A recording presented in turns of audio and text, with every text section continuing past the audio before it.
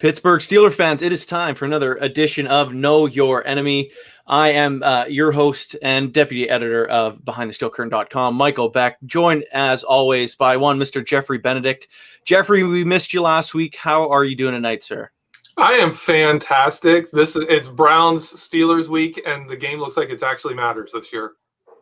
Yeah, it's an exciting one, and for an exciting contest, we got a fun special guest joining us, Dan Labbe from Cleveland.com. Dan, how are you doing tonight, sir? I'm doing well, guys. This should be a fun game. I think it's been a while since a Browns-Steelers game meant quite this much, especially this early in the year. Absolutely. What's kind of the vibe in the market right now for all Browns fans? I mean, Browns fans are really excited. This team is 4-1 for the first time since 1994. Bill Belichick was the coach. Nick Saban was the defensive coordinator. That's how long it's been for Browns fans. So there's a ton of excitement, and I think the big thing is it doesn't feel fake to Browns fans. I mean, they've had some years where, maybe they've gotten off to like 2-2 or something like that, but I think people really believe in this new coach. They believe in what the front office is doing. I just think there's a real belief behind where the Browns are right now. Yeah, and I think one of the things you've kind of seen from year to year, even though there wasn't so much roster turnover as there kind of was a year ago, there are still a ton of differences. What would you kind of say is kind of like that main difference between the Browns starting so hot this year and kind of tying it all together compared to last year, where it's kind of stumbling out of the gates of sorts?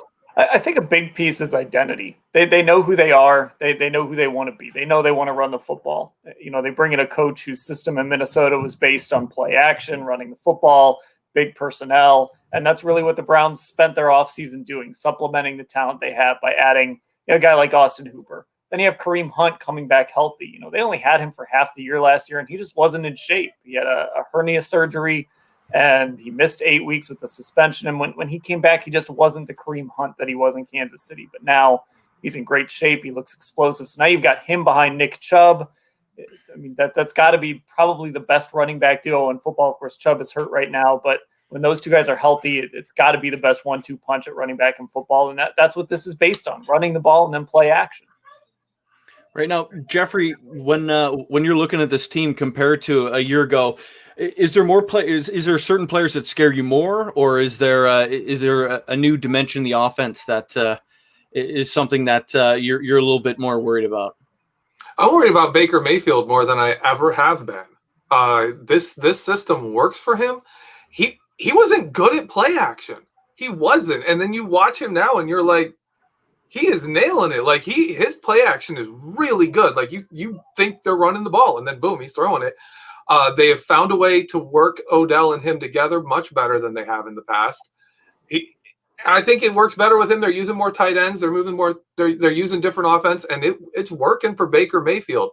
So he is the big concern to me. Is it looks like their quarterback is finally in an offense through all the coordinators and all the different coaches he's had. It looks like he is finally in an offense that fits him. Go ahead. No, go ahead, Dan. Sorry. I think to further that point with Baker, it's there's still some things that aren't perfect, right? There's still some things that need to be better. But the point you make is they brought him in and put him into a system that fits him, where he's moving out of the pocket, where they're giving him easier throws. They're not dropping him back and making him read the field out of 11 personnel. This play action rollout stuff is always where he's been really at his best, and when he's had bigger bodies out there and been able to find mismatches. And I think that's a big reason why he looks better than he did last year.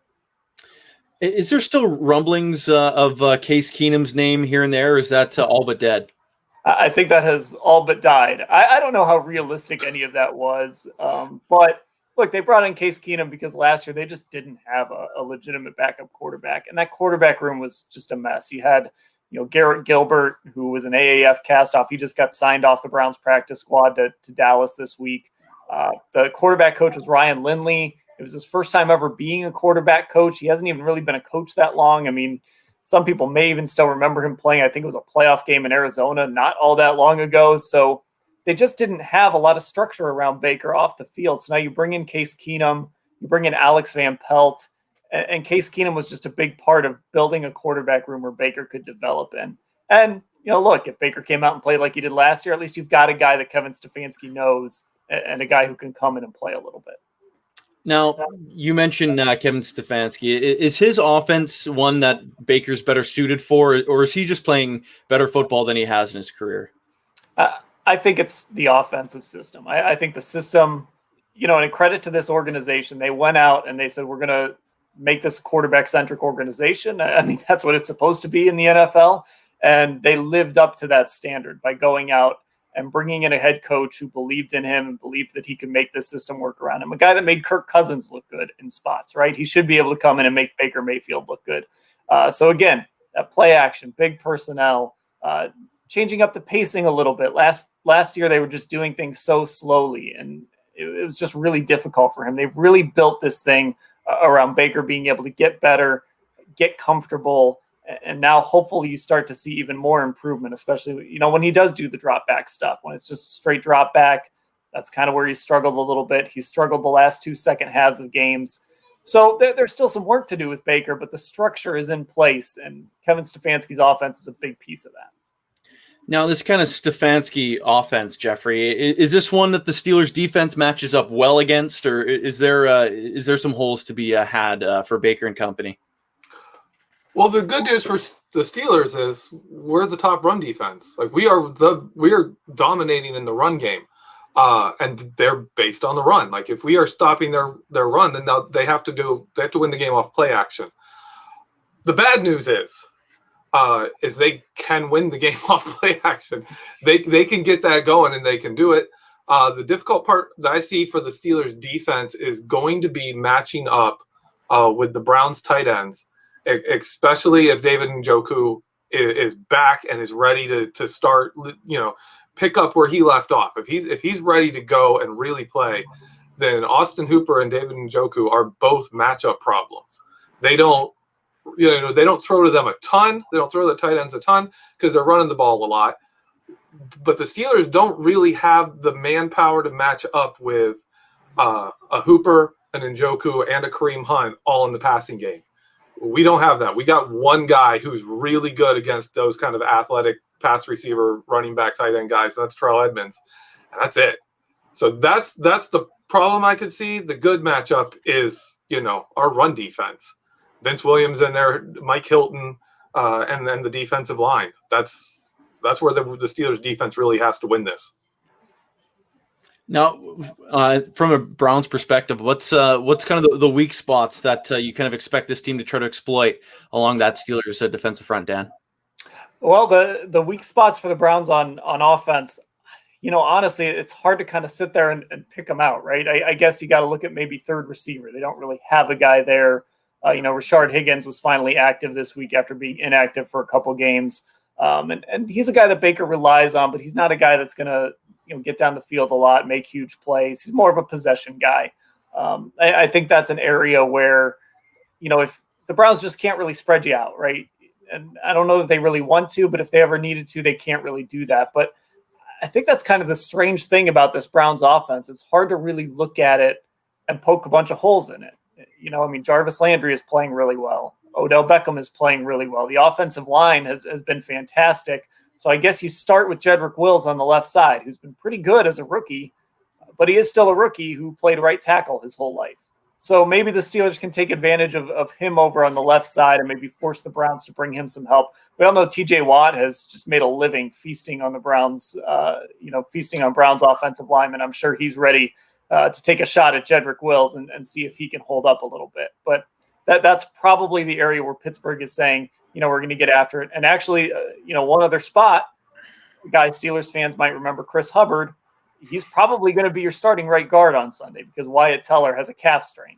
So that might be another area where the Steelers might be able to attack. And look, that's right up the middle. The Browns love to pull those guards. It's going to be different with Chris Hubbard as opposed to Wyatt Teller, who is playing at a Pro Bowl level. We're going to have to see if, the Steelers coming in with a week ready to attack Chris Hubbard, whereas last week the Colts didn't even know he was going to play because Teller got hurt in that game. It's a little bit different. So we'll kind of see if Hubbard can hold up at that right guard spot. Now, you mentioned Odell, Dan. He's looked, I think, leaps and bounds better so far in this season compared to year one with the Browns. What's kind of clicked with him? Why are these insane numbers coming off the board? What's going on with Odell? A big piece of it is, again, going back to Kevin Stefanski, he's not afraid to maybe force him the ball here and there. We saw it in Dallas a couple of weeks ago. Jarvis Landry throws the ball to Odell Beckham. He's taken some end arounds. He took 2 in Dallas and took another one in Indianapolis. Kevin Stefanski isn't afraid to use a play or two just to get Odell Beckham a touch. I kind of liken it to a big man in basketball. It might not be super efficient to throw the ball down in the post every play, but every now and again, you give him a touch, give him a shot. He's going to do all the rest of that dirty work for you. He's not. And with Odell, I think if he goes a quarter and a half or a full half or whatever, and he hasn't touched the football, he kind of starts to press a little bit. Like he wants to get those numbers. He wants to get those catches. So if you can just get the ball in his hands a little, it kind of engages him the rest of the game. And I think that's been a big piece of it. Now, a guy named Travis Fulgham absolutely ripped up the Steelers defense a week ago, Geoffrey.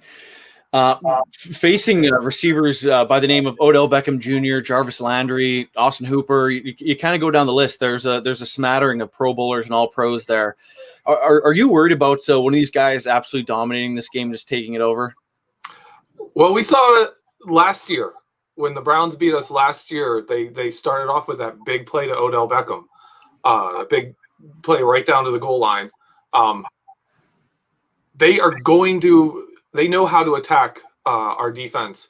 People have seen this year, I've been talking about my film rooms, how teams are attacking Minkah Fitzpatrick. That started in week 10 of last year when the Browns came to face the Steelers.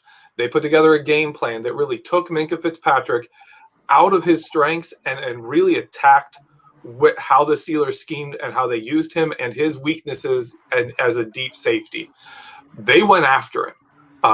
This year, a lot of teams are copying that, and we're facing off in a year that Minkah really hasn't shown up. He's been playing well, but teams know how to play against him now. We're facing the team that kind of set that, in motion and really put on film how to avoid and how to attack Minkah Fitzpatrick. This game, for me, in the secondary and dealing with Odell and dealing with Jarvis Landry, is all about how the Steelers adapt and how they take away what the Browns have shown, what teams are being able to do against Minkah, and make sure that we can defend those and not be giving up deep passes. Because if we give up much deep, it's going to be really hard. That gets their run game going. Once they get a few chunk plays, that run game gets going. And then, then where are you? Then you're in a shootout, and I don't think we want to be in that with a team that runs like the Browns do. You mentioned that Week 10 game, and Dan, obviously that one kind of ended with the whole Mason Rudolph, Myles Garrett incident. One that obviously has been talked about ad nauseum. I think the Steelers' kind of approach after Mike Tomlin's press conference was kind of we've moved on. That was in the past. That's kind of over. Kareem Hunt today had some comments like Myles is our guy. We're going to defend him on that. Is this still kind of something that's kind of looming? What's kind of going on with this whole situation? It's one of those things that you can't ignore it because we all know it happened. We all know this is going to be Myles' first game against the Steelers since that incident happened. But I'll be honest, I kind of view this as almost like a test of the culture they're trying to build here in Cleveland, because nobody needs to be reminded, but I will. It wasn't too long after that Freddie Kitchens wore his Pittsburgh started it shirt. And that started a firestorm, and that was really the beginning of the end for Kitchens when he wore that shirt, and then the Browns went out and lost that game. With Stefanski, he says all the right things, and it's all about building this culture and keeping this team focused on the game ahead, not getting caught up in all the outside noise. And so far, they have. Obviously, Kareem Hunt said what he said today, but really, in the context of it, it was just kind of, are you guys going to be supportive of Myles? So I don't think we're going to hear anything real inflammatory from the Browns, but this is a good test for what they're trying to kind of instill here and try to put that Freddie Kitchens era behind them and sort of how out of control the team was. They've been really disciplined this year. Everything has kind of stayed in line. We'll probably hear from Odell Beckham tomorrow. We might hear from Jarvis Landry tomorrow. So we'll see kind of if either of those two guys have anything to say. We'll hear from Myles Garrett probably on Friday. But I think this is a really good test for the Browns to kind of see, can you stay focused just on this game and not get caught up in everything else that's going to be swirling around it? Now, Myles Garrett, obviously, he's been off to a red hot start this season. I saw like a Brian Baldinger breakdown of his bend around the edge, which is absolutely outstanding. Elite flexibility. Obviously, getting to Phillip Rivers for a sack a week ago. He's been on a tear to the level of Defensive Player of the Year candidate already. Dan, do you think this is kind of the final form of Myles Garrett? Is there still room for him to grow? Is he that guy? And what do you expect from him the rest of the way? I think it's really close to what he can be. You know, before this year and before he signed that big contract, I think a lot of people looked at him and said, okay, he's really good. Like he's one of the best edge rushers in the league. But we also looked at, again, this is something Steelers fans may or may not remember, but the tie at the beginning of 2018, Myles Garrett had a great game, and he kind of single-handedly brought the Browns back in that game. He forced a fumble on Big Ben. I think he might have forced back-to-back fumbles, and the Browns were able to come back, and obviously that game ended in a tie. But that was kind of the Myles Garrett that you wanted to see, that Aaron Donald type of impact, that J.J. Watt back in his heyday when he was winning Defensive Player of the Year type of impact.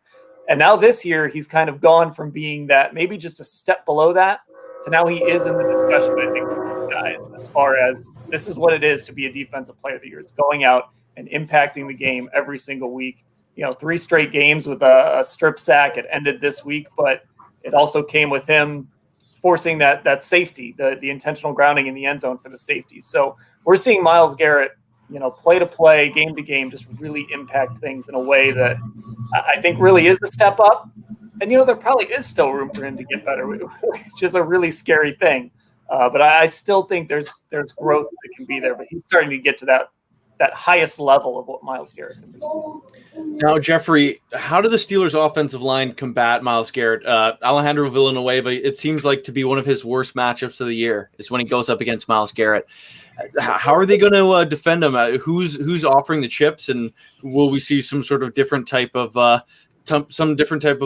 pass blocking assignment for them to get the job done against one of the best in the NFL?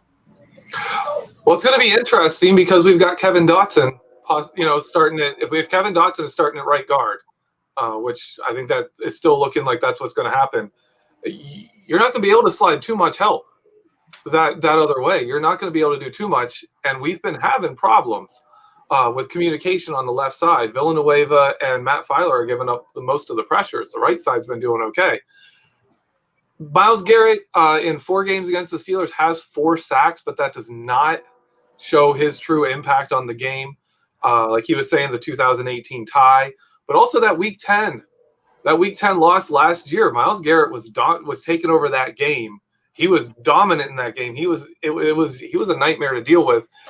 And we were fighting. We're keeping him off the stat sheet, but he's still disrupting almost everything we're doing at that point. Before the helmet incident, Myles Garrett could be a major difference in this game, even in how effective our offense is. If we're having Eric Ebron, give him a chip, or we're having Vance McDonald play more so that he can give help, that just sets everything else back. That sets all of our rest of our offense back, makes everything a little bit harder. And right now, Myles Garrett, I'm not going to catch flack for this from Steelers fans, but right now Myles Garrett is better than TJ Watt. This season, 2020, Myles Garrett is playing better than TJ Watt. He is drawing double teams. He is drawing all the attention in the world. Teams cannot double team TJ Watt. They're holding him, but they're not doubling him. Myles Garrett is dominating despite drawing all the attention in the world. And that is a serious matchup problem for the Pittsburgh Steelers this week. Right now, Dan, say in a hypothetical world, the Steelers are sending chips. They have those double teams and just doing whatever it takes to limit Myles Garrett and what he's able to do in the pass rushing game. What are the other guys along that kind of defensive front that could potentially be kind of game wreckers in this one? Well, one of the key guys is Olivier Vernon. The Browns made a trade. He actually came over as part of the Odell Beckham trade. Hasn't quite lived up to maybe what the expectations were, but when he's healthy, which has been a problem, but when he's healthy, he's still a guy that can make an impact. So that's the guy that's going to be on the other end. And then in the middle, Sheldon Richardson has played really well since he signed here. This is his second year here. And the guy just plays hard and gets into the backfield and makes an impact. Larry Ogunjobi is another guy that if he's healthy, he missed last week's game. If he's healthy, he can come in and create some pressure up the middle, which I know the Browns really want to do. They want to create pressure up the middle because that's when your quarterback starts trying to escape. And obviously we're talking about Big Ben, but, you flush him towards Myles Garrett or you flush him towards Olivier Vernon. That's certainly something the Browns would welcome. But those are really the two guys, Sheldon Richardson, Larry Ogunjobi. If they're healthy and they can create pressure up the middle, there's a rookie they have named Jordan Elliott out of Missouri.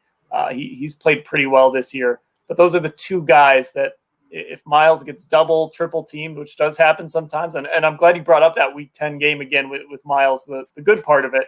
I mean, he really did dominate that game without really putting anything on the stat sheet. It was an impressive show. Those guys up the middle should be able to benefit. Now, Geoffrey and I have been pretty big on a Steelers receiver that had a pretty big game last week. Obviously, Chase Claypool with his 4 touchdowns. The Steelers really offensively, it seems like one guy has kind of had that big game each and every week. It's kind of come from one different place. Is there one name along the Steelers offensive front that you're a little bit more worried about than possibly the other ones, Dan? Obviously Claypool's such an easy one because he had the 4 touchdowns on Sunday. He's kind of the immediate name that comes to mind. But, for whatever reason, James Conner has big games against the Browns. I don't know what it is. I know he's been a little up and down in his career, but whenever he sees a brown and orange jersey, he just has a big game against them. And that worries me. If the Steelers are able to run the football effectively against the Browns, the Browns' weakness has been against the pass. So they've been pretty good against the run. But if the Steelers and James Conner are able to kind of take that away and run the football, control the football a little bit, that scares me. Juju Smith-Schuster is another guy that just, again, always seems to have, good games against the Browns. It just doesn't seem to matter what's going on. But Conner and Smith-Schuster just have big games against the Browns for whatever reason. And so it's hard for me to really say anybody else just because their performances against this team are always so fresh in my mind. Now, Geoffrey, when you look across at the Browns defensive side of the ball, where can the Steelers kind of make their plays? Is there a certain gap, certain coverage schemes, or maybe a certain matchup that you're looking at in this one that you could potentially see one guy or potentially a number of guys having a decent afternoon? First off, I'm attacking the linebackers. I'm going after their linebackers. I go after them with Ebron. Get them concerned in the passing game. Get them with misdirection. Jet sweep on them. One of the ways you can kind of mess with a Myles Garrett is if you can get a jet sweep past him, and that's an issue because he's one of the most athletic players as an edge player in the league. But if you can chip him and get a jet sweep past him, you start slowing him down. You start slowing down that rush. You start making him kind of read and then rush. You can get success there. And that also plays into, messing with their linebackers. Can you stay straight where you are, or do you need to shift over and to help with this, wide receiver, these jet sweeps? So that's a big area for me. Ebron, of course, attack the linebackers, man. That would be my game plan. Stretch the field with Chase, make them keep their safeties back, and then attack the linebackers.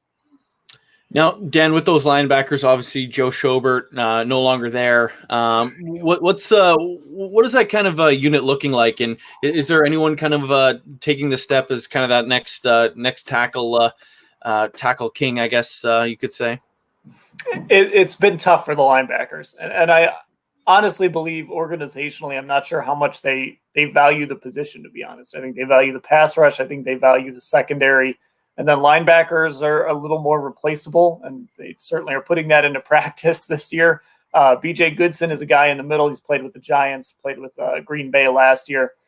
A good tackler, good in the run game, but if you get him out in coverage, you're going to be in trouble. And you can kind of say that about a lot of the guys. Mac Wilson in his second year, still a really raw guy coming off of injury, hyperextended his knee in camp, so I'm not really sure what he's capable of. The guy that's intriguing is a rookie out of LSU, Jacob Phillips.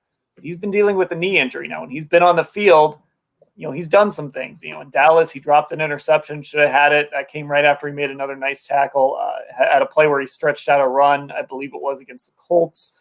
He's a guy that I'm really intrigued by. Had a ton of tackles at LSU, pretty athletic, can play downhill, but I think can cover a little bit too. I just don't know if he's healthy enough to be out there too much. So the linebackers are really an issue with this team. And it also doesn't help that they haven't been getting a ton of production out of the safety position, and they're also banged up at safety now too. And a guy that helped those linebackers, Ronnie Harrison, finally got on the field last week, but now he's in the concussion protocol. So that doesn't bode well for him being able to play against the Steelers. And I think the Browns can find creative ways to use him, like they were going to use Grant Delpit before he tore his Achilles. And they started to explore a little bit of that last week, but they might not have him now.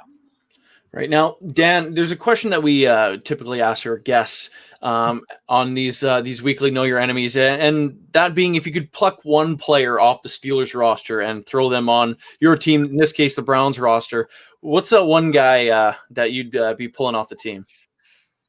I think it would be Minka. Just because of what I said about the safeties, and I know, Geoffrey, you said that maybe he's been getting attacked a little bit, but I think because of where the Browns are at safety, I think he's a guy that I would love to be able to pull off that roster and put in the Browns back end, let him be the free safety on this defense. And then look, if you had a healthy Grant Delpit, you'd have a pretty good safety core going forward. Another guy I would throw out there, just because he's a guy the Browns actually passed on. They could have taken him in the draft, and instead they took David Njoku, is TJ Watt. They've always kind of looked for that guy to put across from Myles Garrett. And you almost kind of wonder what would have been had they selected TJ Watt as well in that draft with this pass rush. That would probably be one of the scariest pass rushes in the history of football. That would be a nightmare. Yeah, I mean, it's probably not realistic to take two defensive ends in the first round of a draft, but it is one of those kind of fun what-if things to think about. I'll tell you, the Steelers did that. They took two linebackers in Mike Tomlin's first draft. They took Lawrence Timmons and then Lamar Woodley, and it worked out really well. It went well for us. I can imagine if you're sitting there debating who the best edge rusher is in the class between two guys that are on the same team. That'd be insane. I could only imagine. Now, Dan, I know we're starting to run out of your time, so I'll quickly ask you a couple more questions before we let you get out. Your biggest X factor in this one, what's the one name on either side that you kind of expect could potentially kind of wreck this game? I think one, X factor. I'm going to go with Denzel Ward. I don't know if you call him an X factor because he is, he's maybe a little bigger of a name than you would think of for an X factor, but he is a guy that I think has played well this year. Had the huge highlight play yet, but he's a guy that if he can get his hands on the football and take it the other way, I mean, that's the kind of thing that can change this game. If he can shut down, Chase Claypool, if he could shut down Juju, whatever they decide to do with Denzel Ward, I think he could certainly be an X factor. On the Steelers side, I don't know. That's a tough one. Can I go back to the? I don't know if I want to go back to the James Conner role. I'm not sure, honestly, about an X factor for the Steelers. Maybe it is just James Conner continuing to have big games against the Browns and continuing to, again, for whatever reason, put up huge numbers against the Browns. Absolutely. Now, the last one I'll give you here, potentially a final score prediction. Of course, this one being in Pittsburgh, I think it really could go either way. I think this is going to be an interesting matchup, but what are your thoughts? What's the final score in this game? Let's see. I haven't put a ton of thought into it yet, and I'm going to be honest. I'm going to err on the side of Browns fans who hear this here, but I might change my mind between now and Sunday. We'll see. But I do think this Browns team is a really good team, and I think that game against Indianapolis was a really good test for this offense. It's the best defense they faced. Maybe that changes this week. Now this might be the best defense they face. But I think this team is going to be able to find some way to kind of exploit that Steelers pass defense a little bit. They threw the ball 28 times in the first half against Indianapolis, kind of out of nowhere. So they're not come out and attack where they see a weak spot. I think it's going to be a really close game. I'm going to say Browns 24. Let's give the Steelers a weird score. Let's go Browns 24, Steelers 22. That would be an interesting score for sure. Dan, Cleveland.com, Dan Labbe, thank you so much for joining us. Thank you so much for your time. Anyone in the live chat and listening, make sure to give him a follow. Really appreciate your time. Thank you so much. All right. Thanks a lot, guys. Thanks, man. Ladies and gentlemen, that's going to conclude part 1 for us. We'll get more into it with Geoffrey Benedict here in part 2. If you're listening on the podcast side, just hang tough if you are chilling with us here on YouTube tonight. Ladies and gentlemen, you are still listening to Behind the Steel Curtain, and this is Know Your Enemy for what? I guess this is week 6 now, even though the Steelers have played 4 games. That's going to mess me up because the bye week wasn't where it was supposed to be. But in the first half, we talked with Dan Labbe from Cleveland.com. We're going to get into it with Geoffrey Benedict on the Steelers side a whole lot more. Sorry for not giving you more airtime there, but I knew we were a little crunched for time with Dan. So I hope you can forgive me, Geoffrey. No, that's fine. That's fine. He was giving us good stuff. He was, and I think we could probably pull an article or 2 out of that for the website. But what are your early thoughts on this one? Are you at all worried that the Steelers could pick up their first L of the year? I actually am, but bigger than that. My thoughts are actually on bigger things than that because he mentioned trying to change the culture, and we all know that's been a huge problem in Cleveland ever since they returned from being from getting Art Modelled. They have had a culture problem where they can't get stuff, they can't put it together. And one of the big factors in that, one of the things I love in the history of the Browns is since Bernie Kosar. If you go once Bernie Kosar left the Browns in the early 90s and Bill Cowher took over the Steelers, the Browns have not made the playoffs and beaten the Steelers in the same season. Their best season, he talked about 1994. In 1994, the Browns went 12-3 against the rest of the NFL. They lost to the Steelers twice in the regular season, and then in the postseason, they won their wild card game, came and faced the Steelers, and lost to the Steelers a third time in the playoffs. And that was that's 1994. If you guys remember the Steelers, that's Barry Foster. That's them spreading out all those wide receivers and changing, really innovating offense. And that year was and those 3 losses caused Nick Saban to invent his cover 3 adaptions to man, often called cover 6 with pattern match zone stuff for the film nerds out there. But he invented that in response to the Steelers' 1994 season. And that is a defense this version of the Steelers uses heavily. And so it cracks me up that this is the best Browns team since then. If you go to 2002, the Browns were 9-5 against the rest of the league, lost twice to Steelers, made it to the wild card game at 9-7, faced the Steelers in the wild card game and lost a third time.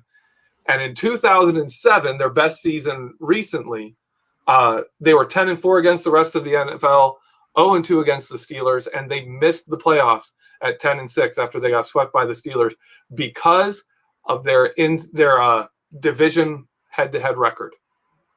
like we are the reason they can't do anything. Like when they are good, they still can't get past us. So one of the things I'm interested in is as they're changing this culture, can this 4-1 Browns team come into Pittsburgh and win a game? Because if they can, that could be a huge sign that the Browns are back. Oh no, that's honestly, I think the last thing we need is another team in the AFC North that's turning the tide.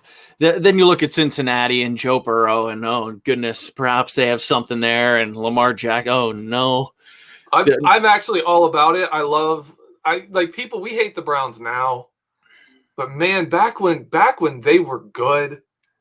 The way you felt after a loss to the Browns, like that ruined a month. That wasn't like over in a week. That ended the next time we beat the Browns. Until we beat the Browns again, it was bad. I kind of want that back. I kind of want it to mean something when we play the Browns. And I also really enjoy when there's 3 good teams in the AFC North. The Steelers do their best when they are battle hardened. We saw that in 2005. We saw that in 2008. So for me, give us tough matchups. Gives us tough games. Make this team be better. That's kind of my approach to it. So I really hope the Browns are back.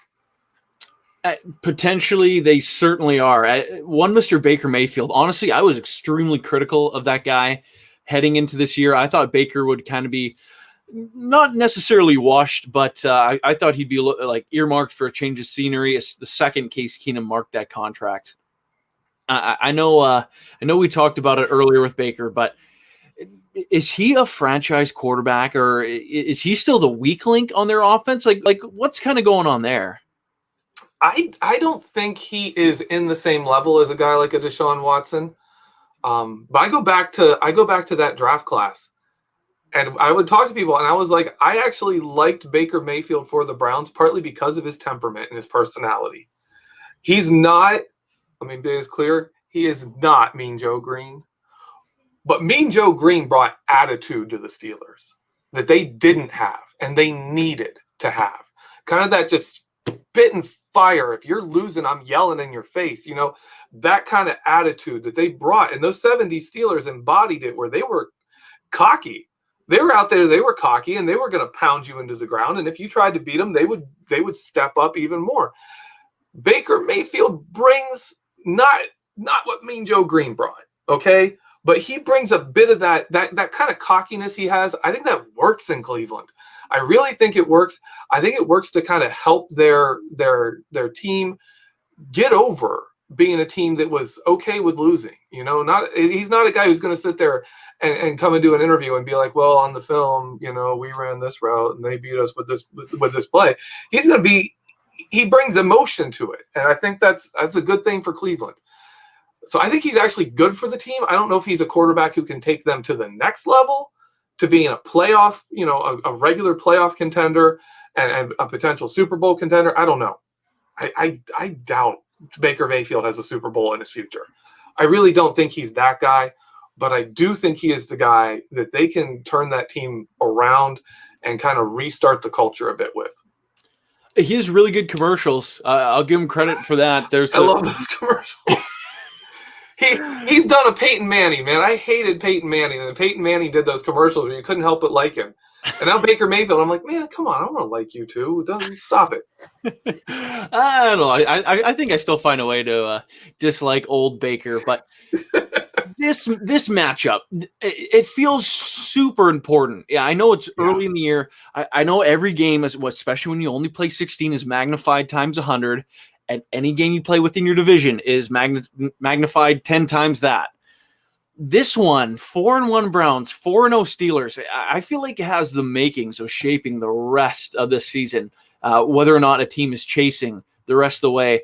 And I don't know if you're feeling the same way on this, but I feel like whoever loses this game, it ends up like potentially not even being in the race with Baltimore. I know Baltimore is a loss, and I suppose a victory against them could go a long way, but does a loss this week set a team back like 3-4 weeks, or is this one that you can recover from?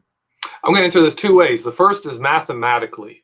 Mm-hmm. If the Browns lose to every single team remaining on their schedule that has a current winning record, they will go 10-6. If the Steelers lose to every team that has a winning record, including the Browns twice, that has a winning record on their schedule currently, they will go 9-7.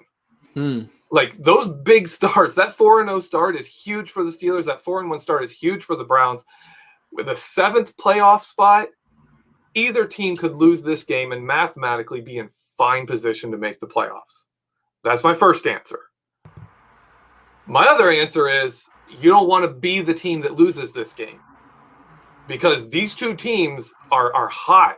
These two teams are playing. They have momentum. And if you lose a game here, you're going to have to come back and steal that back. You're going to have to steal momentum in the division back somehow, somewhere. And you're not getting that beating the Bengals. You know, you have to face the Ravens twice. You got to face Cleveland again. If for the Steelers, this game is big. Because this game, if we win this game, we can take the division. If we lose this game, we need to take it, you know, we need to come back and snatch it from two other teams. That's a hard spot. I would not say this is a must win. I saw someone in the comments say this is a must win. It's not a must win. We can lose this game and bounce back. But this is one of those litmus test games. Like, how legit are the Steelers? How legit are we? Are we Super Bowl contenders? I know we're still growing. We're still practicing stuff. This isn't the final product of the team. And they're able to keep starting slow. They're able to experiment and do things on defense like they've been doing and have it go bad because they haven't lost yet. But this is a good litmus test. This is a really good litmus test for, are these teams legit? And if Cleveland loses this, if we come in there and beat them, like if we beat Cleveland good, let's say we put up a 2-score lead and we start going and they kind of have a little implosion a bit, it could set back their franchise. It really could. Like, this is one of those games where it could be like, well, same old Browns. You know, they just had a hot start and tricked us all again. Or if they beat the Steelers here, it could go the other way, absolute opposite way. So this game to me, it's one of those games, like you said, it feels super big. Mathematically, it's not. But it feels so very big. Now, I look at it, and I think the biggest thing here is that it's in Pittsburgh, and there's a couple fans in the stadium. I don't. Are you feeling this too? Is this the factor of the game? The Steelers are at home. Is that the game changer in this one? Oh man, I think it could be. It could be. We need those guys fired up, especially Bud Dupree. You know, T.J. Watt. We need Cam Hayward and Stephon Tuitt. Stephon Tuitt's going to be playing against Hubbard. We've got Hubbard against Tuitt. Tuitt's a game wrecker. He's not a guy who has to show up on the stat sheet. He can just be in the backfield, causing you to not be able to run the plays you want to run. So that's a big one. But yeah, fans in the stands could be a big deal. Fans in the stands could be a big deal for the Steelers. Hopefully they play Renegade. I mean, show it on television even. Like, we're out here dying. Give us Renegade. Now, my question to you is, the Steelers defense came out completely flat from the second quarter on, it felt like, against the Eagles after that big Miles Sanders run. What is going on there? Is there cause to be concerned about the defense? Are they completely momentum-based, or what's kind of going on here? I think that play really turned that game into an offensive explosion. That's my opinion. Before that play, the Eagles had 8 plays for -2 yards. We were absolutely dominating that defense. I did a film room on that play on the number of factors. I mean, we called one of our better pass rushes, a combo pass rush. We had a blitz. They were experimenting. I've talked about this. The defense is experimenting right now. They're doing some stuff. They blitzed Cameron Sutton, and they played Mike Hilton in Cameron Sutton's little dime backer role. Mike Hilton misses a block, and Cam Sutton had no clue what he was doing blitzing. Like, well, he blitzed, but you see Mike Hilton blitz, and you can play the run while he rushes the passer. Cameron Sutton ran up the arc and then was like, oh, wait, the ball's behind me. Like, and turned around and was completely out of the play the entire time. That play, to me, was one of those momentum-swinging plays. But at the same time, we've seen those every week. We're seeing these plays come and kind of turn, and all of a sudden the other team's offense is going. Like, we'll hold them for a bit, then they get a good play, and here they come. Like, this defense needs to control the game, not just hope the momentum doesn't shift against them. The good news in that game, the good news against the Eagles, was when the explosion started dying off, it was interceptions by Steven Nelson. The first interception by Steven Nelson. It was a sack. You know, it was the defense actually coming around and making plays that stopped that, and then let the Steelers walk away with a win, because the Eagles defense never recovered. We were just moving the ball. We kept going. Right. Now, something we talked about earlier in the show too was T.J. Watt and how he has big games against the Browns. I couldn't tell you the exact total, but I want to say it's an exponential number of his 40.5 some odd career sacks. Can he keep this up? It seems like every time they play against one another, this guy's having 3 sacks and a pick, forcing a bunch of fumbles. Do you think he could do that again in this game? It's going to be harder. I think their right tackle now is Conklin. Jack Conklin is their right tackle now. But it could. This will be a good test to see, is TJ good against Cleveland because Cleveland was bad and they had bad players? Or is TJ good against Cleveland because they're Cleveland? You know, we know Ben. Ben is good against Cleveland and Cincinnati. He just always is, especially in Ohio. He's even better in Ohio than he is in Pittsburgh against them. TJ so far has kind of matched that. I just kind of brought up the stats here. In 6 games, he has 9 sacks, 12 tackles for a loss, 14 quarterback hits, an interception, and 2 passes defended. Wow. 6 games against Cleveland. Steelers are 4-1-1 in those games. So I expect TJ Watt to kind of turn it out this week and be looking to put up numbers, especially when he's against a Myles Garrett, who the two of them, like if Myles Garrett comes in, gets a couple sacks on Ben Roethlisberger, is disrupting the run game and really making life miserable for our offense, and the Browns win the next game, that is a huge, huge leap he will take and become and winning Defensive Player of the Year, like towards doing that. Same goes for TJ. If he can come out and be a player who is making plays, disrupt this game, and be a guy who kind of has a signature game here that leads to a Steelers win, again, that'll be a huge deal for Defensive Player of the Year because these two guys are both right there in it. Yeah, and I think the other thing, something you mentioned in there was Ben Roethlisberger being better in the state of Ohio. I don't know if you saw the stat, but Baker Mayfield finally tied Ben Roethlisberger for the most wins in Old Browns Stadium. Now they are tied for career win percentage within, or not win percentage, but wins total in that stadium, which was honestly the funniest stat. I'm glad Ben's still tied with it. I want him to. I wish he had that stat forever, just because it's one that just makes you smile and makes you laugh. But why is Ben so good against his team? Well, I think he's good because they passed on him, and he where he grew up. Like he grew up in Ohio, and both of those Ohio teams, like he goes home, people show up to the games, and he just puts on a show every single time. And I think with Cleveland especially, it's kind of that like you guys passed on me. Like I played high school in Ohio. Was he Findlay High School? Yeah, Findlay. Yeah, that's like right there. Like he is not far away. He grew up like you're in the middle of Ohio.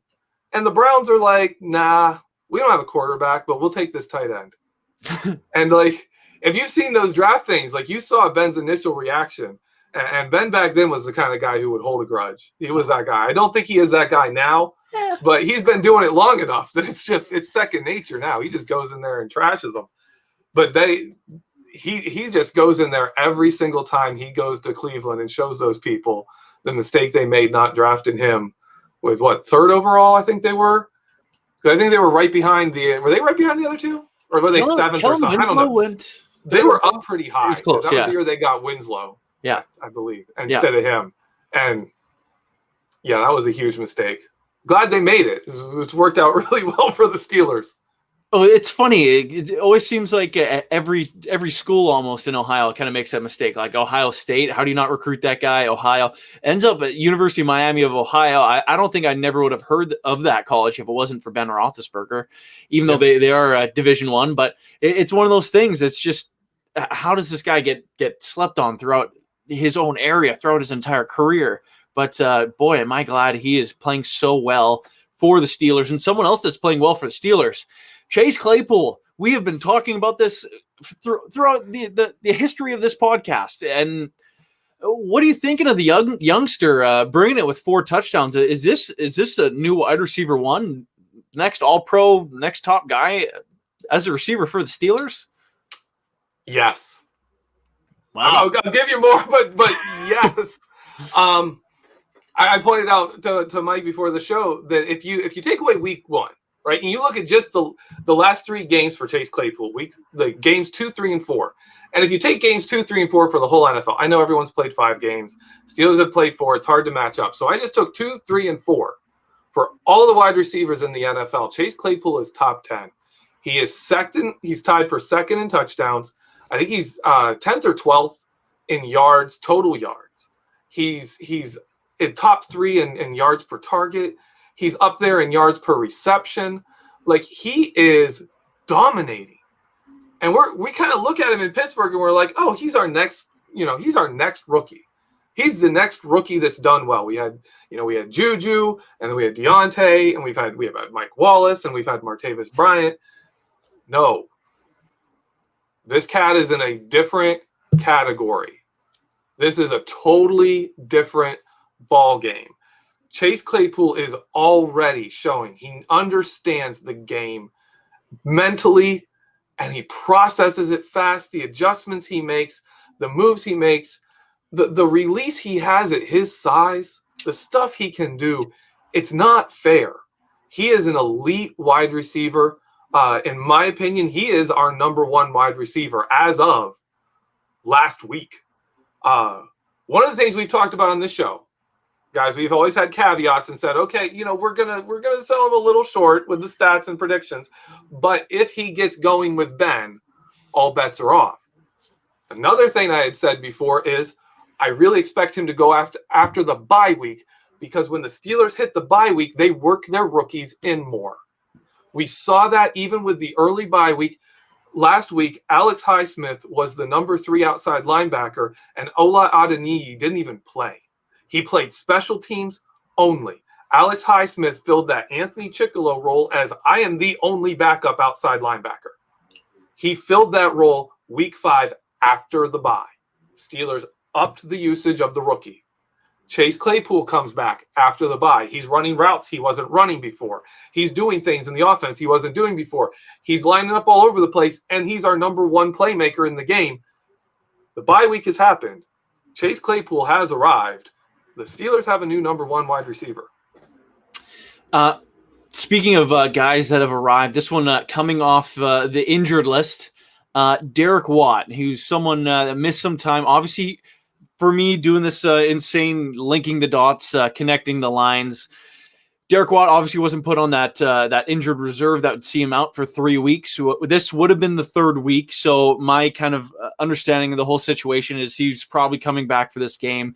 Right now, he's kind of listed as questionable to play, but I would kind of expect that he would be. Otherwise, I feel like the Steelers would have put him on one of those reserve type lists. Yeah. What does he bring to this run game, and what did the Steelers kind of miss with him out of the lineup for that game and a half that he wasn't in for? He brings the ability to run the ball when it's not easy to run the ball. He also lines up all over the place and allows us to do a lot with our gadget plays. But the biggest number 1 thing is, in week 3, when he went down, Derek Watt got injured. They were using him more in the first half than they ever had, and the Steelers were having success.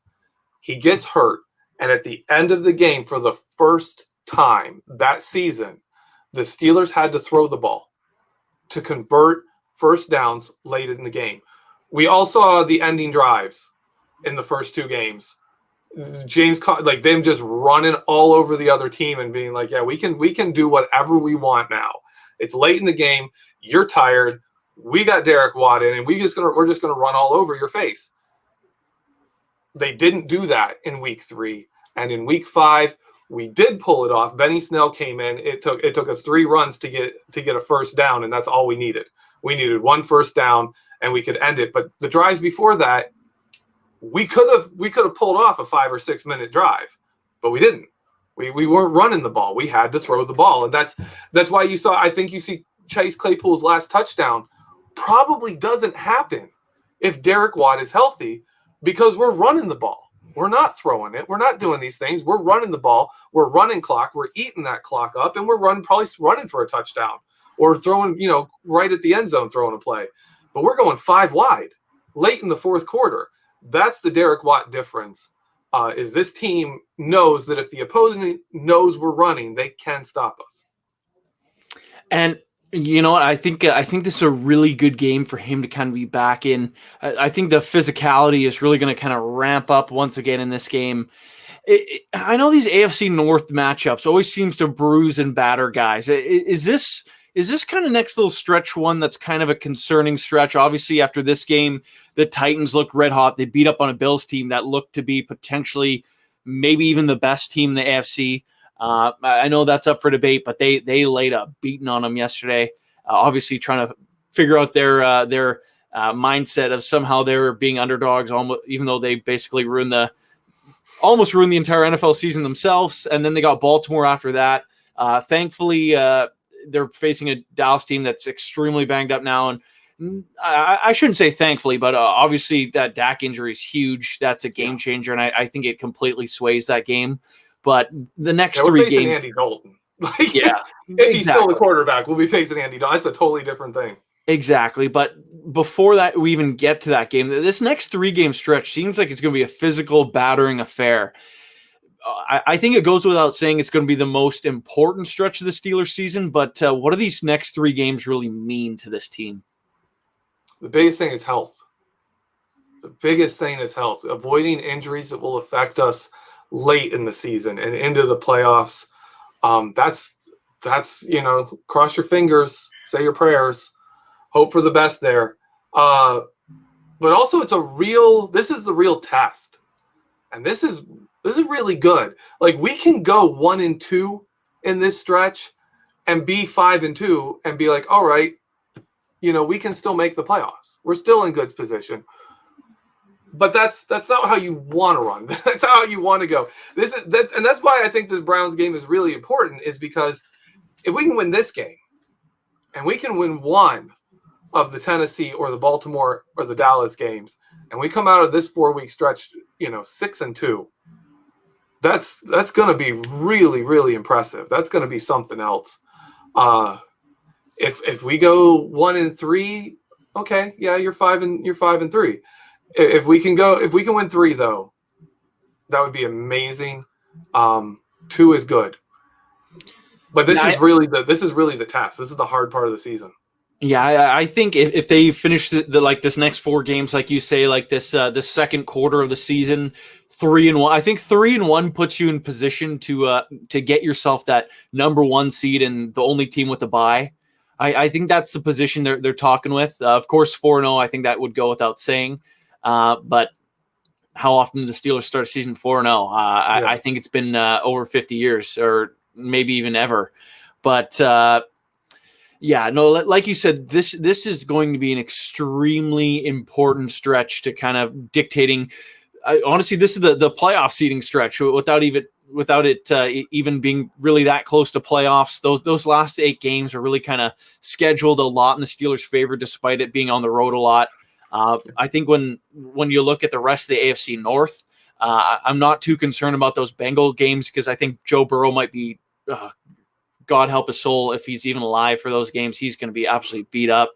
It's hard not to feel bad for that kid when you're watching Bengals highlights or their games. But what do you think when you look around the rest of this AFC North? Obviously, this is the first matchup for the Steelers within this division. Where are things kind of shaping up? What's kind of the trajectory of this divisional race? Well, Cincinnati has a quarterback. If they can keep him alive, like you said, I don't see him surviving long there. I think they're gonna probably beat it out of him. He's got that competitive spirit. I don't see him being a person who's gonna say, all right, I'll accept losing and just try and stay healthy. I don't think he's that kind of player. I think you're going to see Joe Burrow push himself, and I think you're going to see him take years off of his career because they can't keep him from getting the snot beat out of him. One worry I do have about him is we were facing them after their bye week. And we're currently still facing them after their bye week, but now it's not, our bye week, then Dallas, then Cincinnati. It's Tennessee, Baltimore, Dallas, Cincinnati after their bye week. That spells trap game all over the place. Like that's the trap game. After we have a 4-game stretch that's actually kind of rough, and then you face this rookie coming off the bye week, and if they can change some stuff up and get that offense looking a little different than what we have on tape, that could be one of those type of games where it's a trap. Yeah. Now, as we get to the top of the hour here, I'm curious your score prediction for Steelers versus Browns. I'm going to go 31-28 Steelers. Ooh, 5-0. I'm liking it, Geoffrey. And you know what? From the beginning of the season, my whole thing was Steelers were going undefeated into Baltimore. I'm going to keep on that trend. I'm going to hammer that out until we cross that bridge. But I know the line right now is a 3-point Steelers -3. I feel like that's something that we're probably going to see. I don't know if it's necessarily going to be as high scoring as it was a week ago. So I'm going to say something along the lines of an also weird score. I'm going to go Steelers 26, Browns 23. As we kind of wrap up here, Geoffrey, do you have anything you want to plug for the good listeners? I had a bunch of film rooms come out yesterday. I've got another one coming this week on the defense, and one of them is going to be titled "Where in the World is Minkah Fitzpatrick?" So look forward to that. Yeah, and you know what? That's one I'm certainly looking forward to. Geoffrey, thank you so much for tonight. This was fun, and thank you for all the listeners that hung out with us. We'll catch you next week. Make sure you're checking out the entire Behind the Steel Curtain family of podcasts. Make sure you're clicking on the website. We got tons of great Steelers content, and all our social media platforms, as always, will be live tweeting games and providing you with some highlights and some updates everywhere else too. So thank you guys for hanging out with us. For Geoffrey, I'm Michael Beck, and you're listening to Behind the Steel Curtain and Know Your Enemy. Have a great night, guys.